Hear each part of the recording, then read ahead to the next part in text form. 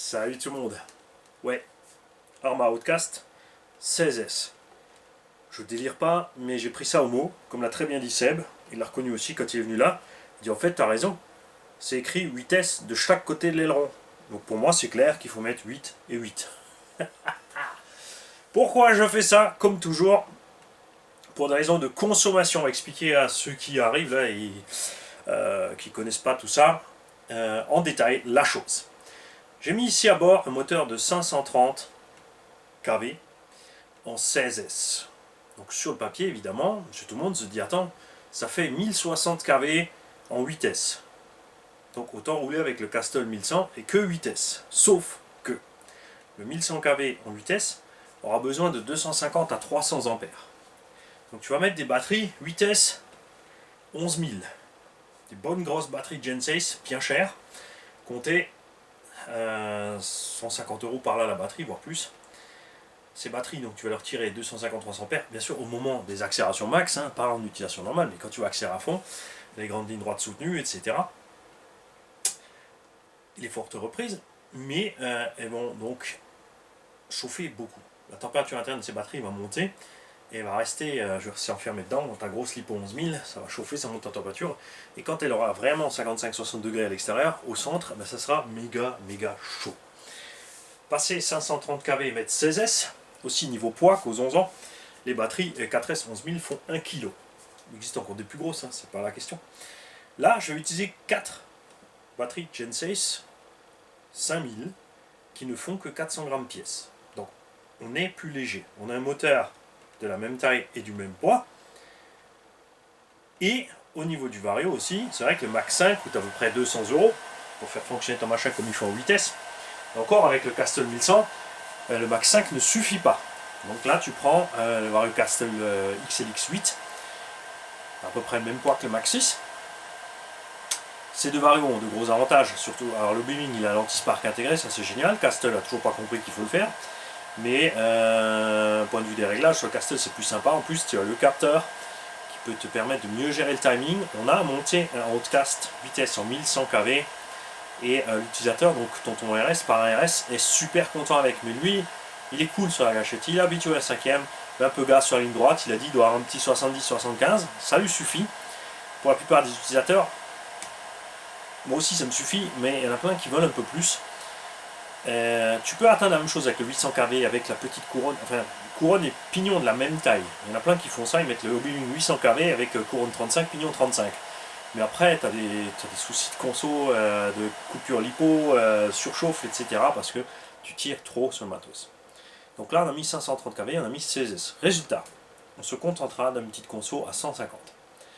Ce qui fait que les lipos ne vont pas souffrir. Comme on met 4 lipos plus petites, comme dit, on économise un peu de poids. La température interne montera moins, ce sont 4 cellules, 4 batteries séparées. Et en 16S 5000, on aura l'autonomie qu'on peut atteindre en 4S 11000. Théoriquement. Tout ça, c'est de la théorie. Il y en a plein aussi qui pensent que si je prends un moteur de 1100 kV et que je roule que 1000 gaz, ça se reviendra même qu'un moteur de 530. C'est pas tout à fait vrai. Parce que, ok, la conso à 1000 gaz sera moindre, mais il ne faut pas oublier qu'à 1000 gaz, tu n'auras pas du tout le couple qu'a le 530 kV à fond. C'est là la grosse différence, puisqu'il y a une différence de bobinage entre les moteurs qui définit le couple et la force du moteur et non pas seulement sa puissance maxi. Donc rouler à 1100 kV à mi-gaz n'est pas équivalent à rouler à 530 kV plein pot. Tout simplement. Et c'est ce qu'on va tester, parce que tout ça, c'est du blabla. Bon, ceux qui suivent la chaîne le savent, vous l'avez vu. Quand je vous ai dit, le MCD en 8S ça marche, ça suffit, mais en 12 ça ira mieux. L'engin est plus léger, il y a plus d'autonomie, il y a plus de punch.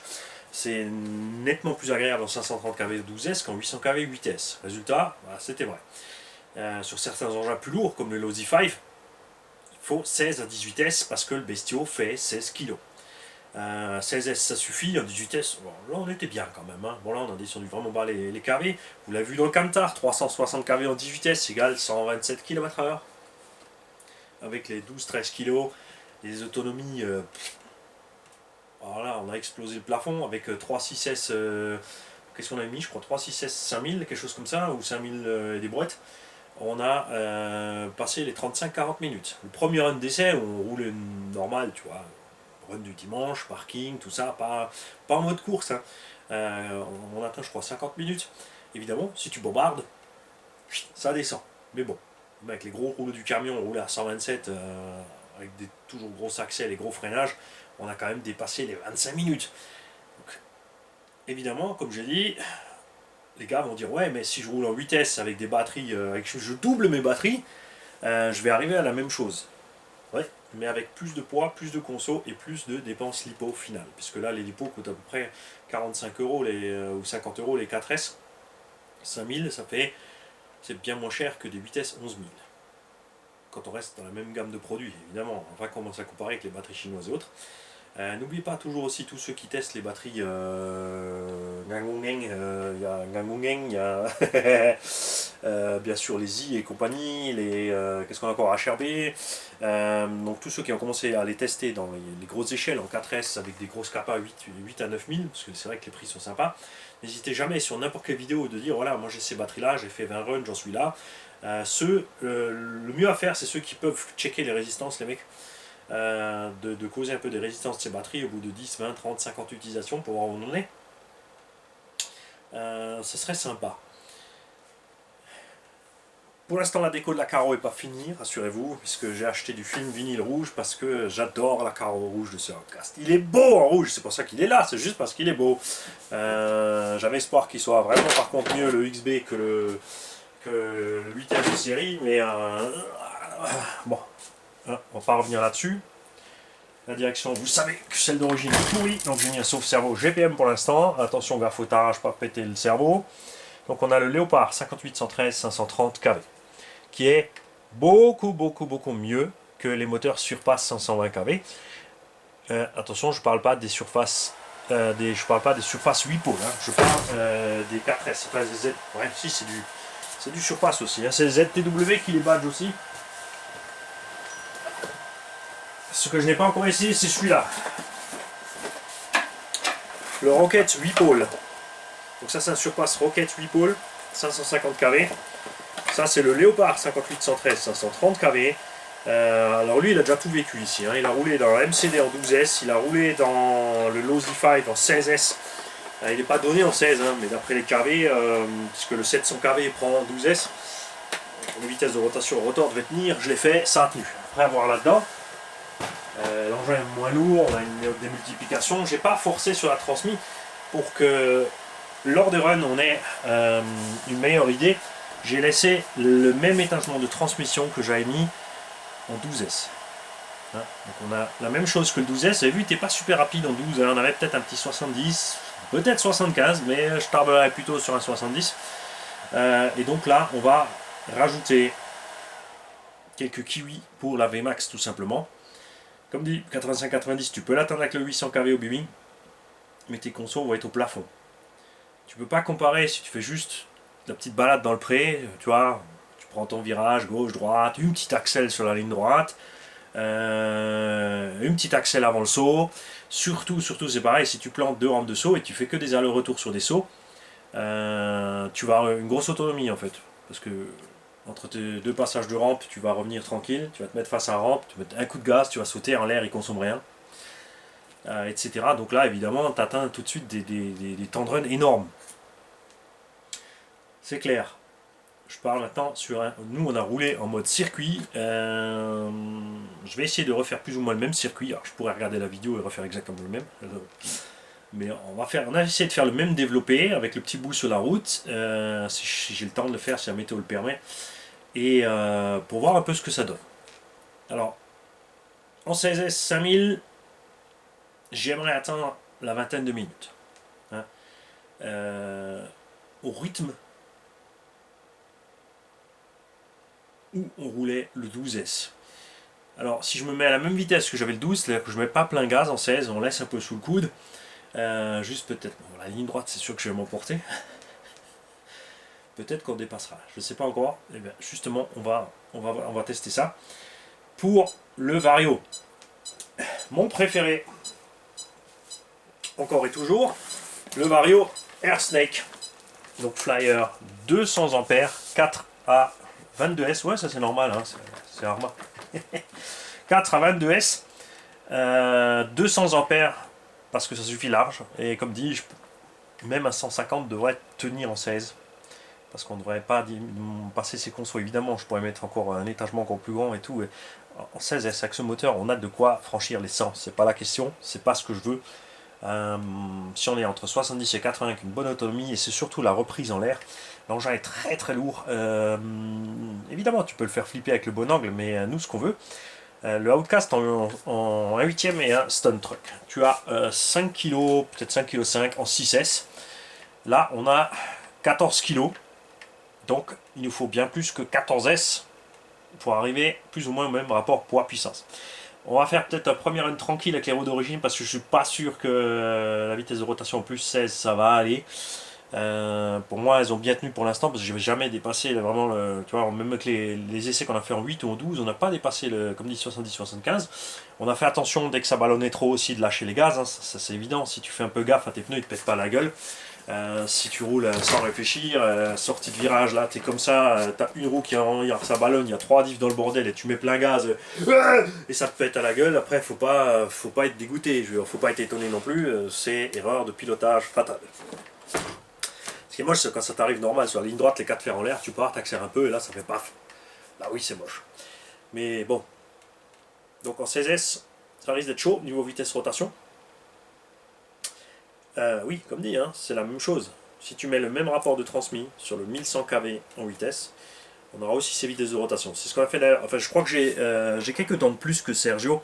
Sur le 1100 kV, pour l'instant, on s'est mis en. J'ai laissé la grande couronne. Ah, c'est ça le truc. Ouais. J'ai laissé la grande couronne et j'ai mis un pignon de 27. Du coup, le moteur va bien et le Vario lui pète pas la gueule. Parce que c'est l'erreur que beaucoup ont fait avec le combo 1100 kV. Ils sont allés faire le même étagement qu'avec le 800 kV avec le 1100 kV. C'est juste pas possible. Ça coince. Là par contre j'ai mis la petite couronne et un pignon de 27. Donc on va voir cette histoire. Le Flyer, il y en a avec ou sans bec. Le bec intégré 6 volts 5 ampères est un peu faible.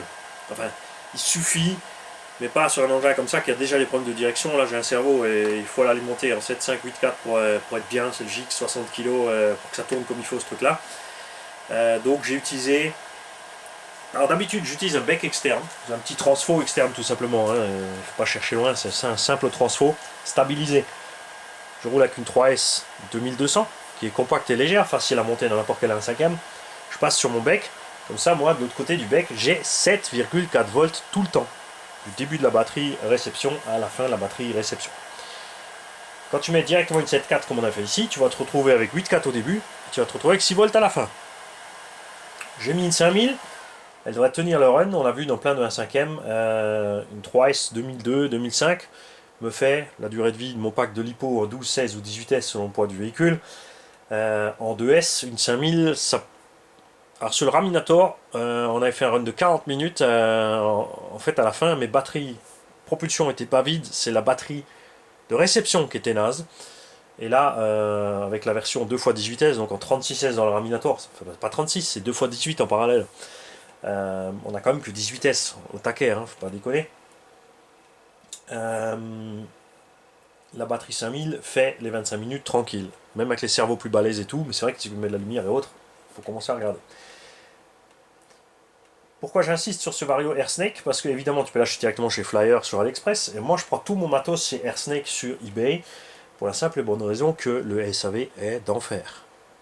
Hein, alors moi je lui cause anglais, lui aussi, donc on s'entend bien. Après si tu parles français, qu'il le transcrit en anglais, lui il parle une langue asiatique qui transcrit en anglais, ça va, tu vois ce que je veux dire, ça va commencer à devenir chaud. Déjà des fois on se poile, hein, on s'entend bien, on rigole bien, vous savez que j'aimerais faire rigoler tout le monde, il n'y a pas de souci.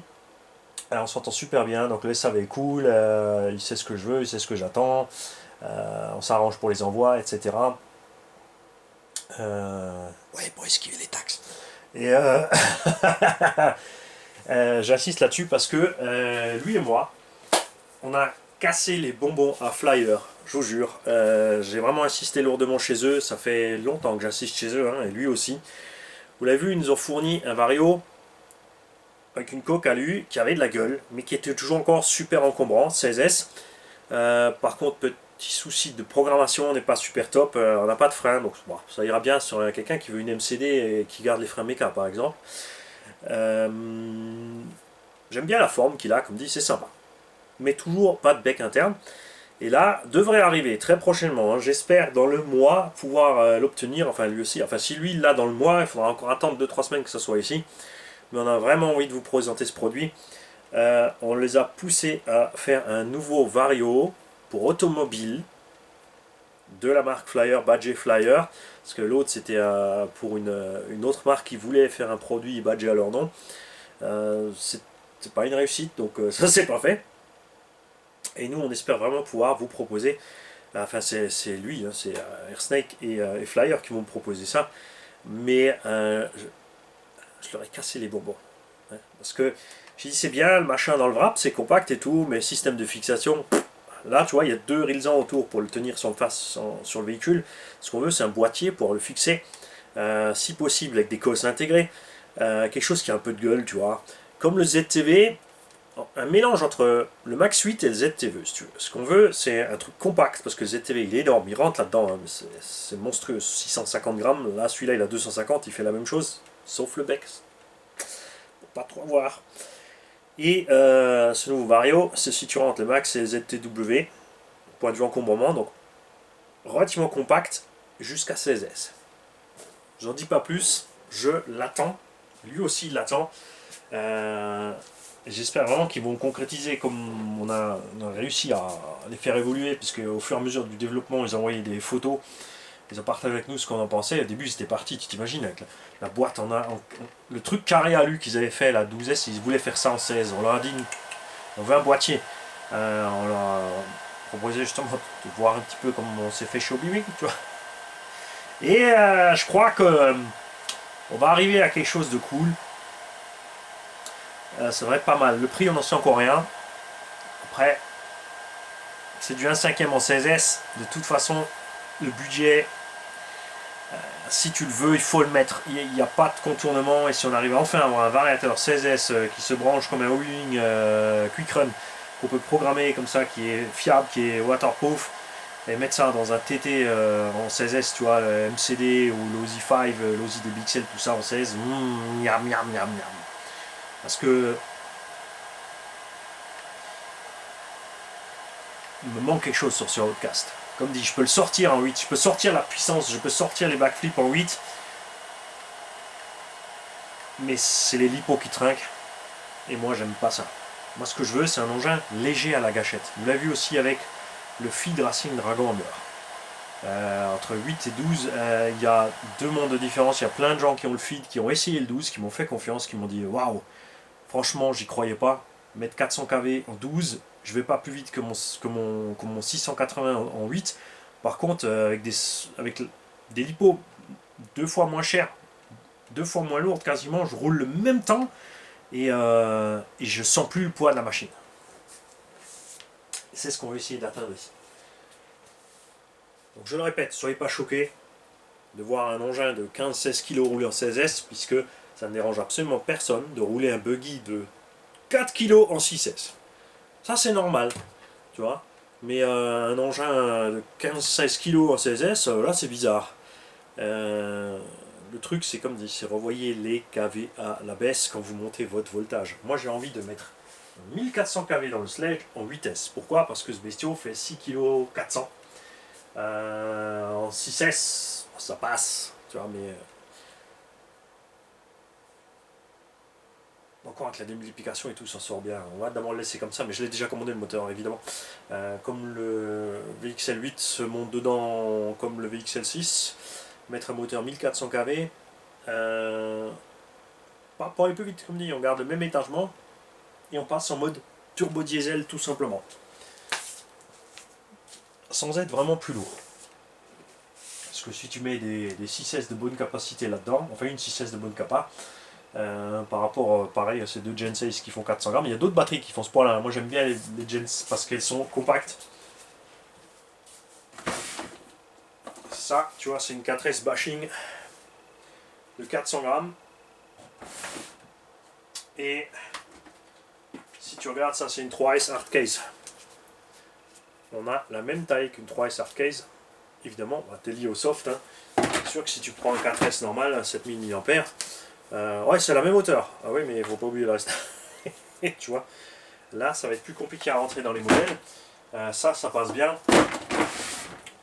Vous avez vu dans les Moyaves aussi, hein, 1400-1600 kV, enfin entre 1000 et 1600 kV en vitesse dans les Moyaves, c'est juste géant avec un petit pignon à la même vitesse que le 6. Donc on fera un run cool. Voir un peu ce qui se passe niveau patata et pneus. On a ici dans le vide avec le nain d'atelier les pneus aux 2/3, je dirais qu'ils sont un peu comme on était en 12. Le reste, j'ai pas mis. On n'était pas au sol, donc ça commençait vraiment à devenir limite. Et du coup, on utilisera les Proline Trencher X qui m'ont déçu, vous le savez, parce que taille basse dehors dedans. C'est vrai que ça fait que 700 grammes, là on est à 630, 650. La taille basse, évidemment, augmente un peu la tenue de route, mais ça encaisse moins les coups, hein, ça c'est clair. Et surtout, ce qui est flagrant, c'est combien ça coupe les pattes aux machines. Hein. On l'avait vu, on l'a essayé sur le Outcast 8S et sur le X-Max 8S, même sur Big Mama. Avec en 16-35, ça allait encore, enfin ça allait. Mais je suis passé du double backflip à je passe tout juste un seul flip. Parce qu'il y a zéro ballonnage, et ce que j'ai fait là maintenant, j'ai troué mes pneus. Puisque ces pneus sont livrés étanches, ce qui est une aberration pour moi, puisque selon la température extérieure, s'il fait froid ou chaud, tu vas avoir de la sur- ou de la sous-pression dans le pneu. C'est-à-dire soit il va être complètement écrabouillé, quand il va faire froid, et en été il va être gonflé et il va rebondir, ce qui est mauvais aussi. Donc là j'ai fait mon petit trou, je crois que j'en ai fait qu'un par bande de roulement, non j'en ai fait deux. Deux à l'opposé, tu vois, et j'espère que la gomme est assez élastique pour pouvoir gonfler un peu. Hein, en 16, on verra, soit ça gonfle, soit elle décolle des jantes. Donc, pour résumer, c'est pas parce que je mets un paquet de S à bord du véhicule que je roule plus vite que vous. Mais c'est comme, en fait c'est simple, c'est comme rouler un 4 cylindres VTEC 2 litres de 200 chevaux face à un V8 7 litres américain atmosphérique de 200 chevaux uniquement seulement. Enfin, tu vas te dire c'est débile, l'autre il fait quand même que 200 chevaux, mais le couple, la différence entre les deux, c'est que ta VTEC 9000 tours pour réussir à partir, et l'autre, il va passer ses petites vitesses et puis kiff kiff. C'est la nuance, tout simplement. Sauf qu'en électro, niveau consommation, quand tu montes les S, ça chute. En thermique, quand tu montes la cylindrée, c'est l'inverse.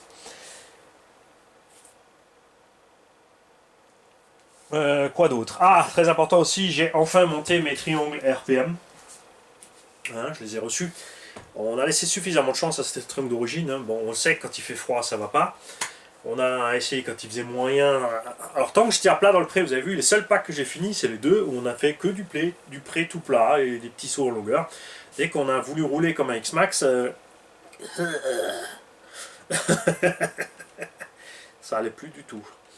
Donc plein de gens m'ont dit si franchement les RPM, je sais que pour X-Max t'as pas confiance, et t'as raison, parce que les triangles RPM pour X-Max sont plus fins que les origines, et puis la facture se paye derrière. C'est que c'est plus fin, ça tient pas. Et par contre, les triangles RPM pour Arma, eh ben, ils sont aussi gros que les origines. Plus flex. La seule inquiétude que j'ai avec le plus de flex, c'est ce qui va se passer avec le cardan. Si c'est plus flex, je vais taper plus souvent dans ma noix, je vais plus souvent bananer mon cardan. Et vous l'avez vu, en tapant dans la noix, on a déjà détruit un diff Arma. Petit rappel aussi, 120 € le diff Arma contre 70 le diff du X-Max. Il n'est pas tout à fait foutu, j'aurais pu juste changer les pignons internes, mais comme il me fallait les bras de suspension, du cardan, j'avais pris, souvenez-vous, un cul entier chez rcbuddy.de, rcbuddy.de. Il y a 15 € de frais de port, c'est sûr, n'oubliez pas, mais il rentre quand il peut, des rollers, des trains avant complets, trains arrière complets. Surtout si tu roules Coralie, va le voir. Si tu roules Coralie, tu auras besoin de lui. Fais du stock, plusieurs trains avant arrière, châssis complet, tout ça, tout ça, tout ça. Évidemment, si tu fais des stunts, c'est pareil. Hein. Il n'y a pas de mystère. Moi, j'attends pas d'un engin de bâche qui soit solide au point d'encaisser tous les stunts qu'on essaie de lui faire de toute façon. Plus un constructeur va dire que c'est solide, plus on va essayer de l'envoyer loin, haut, fort, vite, et on arrivera toujours au même résultat. On a tout cassé, tout simplement. Hein, c'est la dernière chance pour moi qu'à cette machine de rester là. Je vous le dis.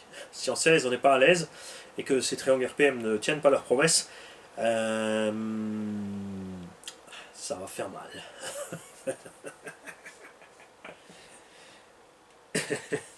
J'ai eu des idées avec un...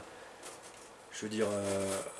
tu vois, genre une vidéo Arma Outcast fait 250, un saut de 250 mètres. En fait, je vais sur une falaise et je le jette. Je vais en Suisse, là, sur une petite montagne. Banzai, dans le vide. L'autre truc, c'était d'y accrocher un drone professionnel et de le larguer avec un drone de la stratosphère. Passer dessus avec un rouleau compresseur. Tu vois, les machins d'autoroute, là. Tu vois, mais non. Évidemment, on va plutôt faire un heureux avec. Je l'avais déjà dit, j'en ai parlé dans un live. Revisionner le live. Revisionner la retransmission indirecte du live, puisque j'ai filmé avec 2 caméras. Donc le live, les images sont pas top à cause de la retranscription. Les images bien sûr de la GoPro sont en HD. Pour savoir de quoi je parle. Salut les gars.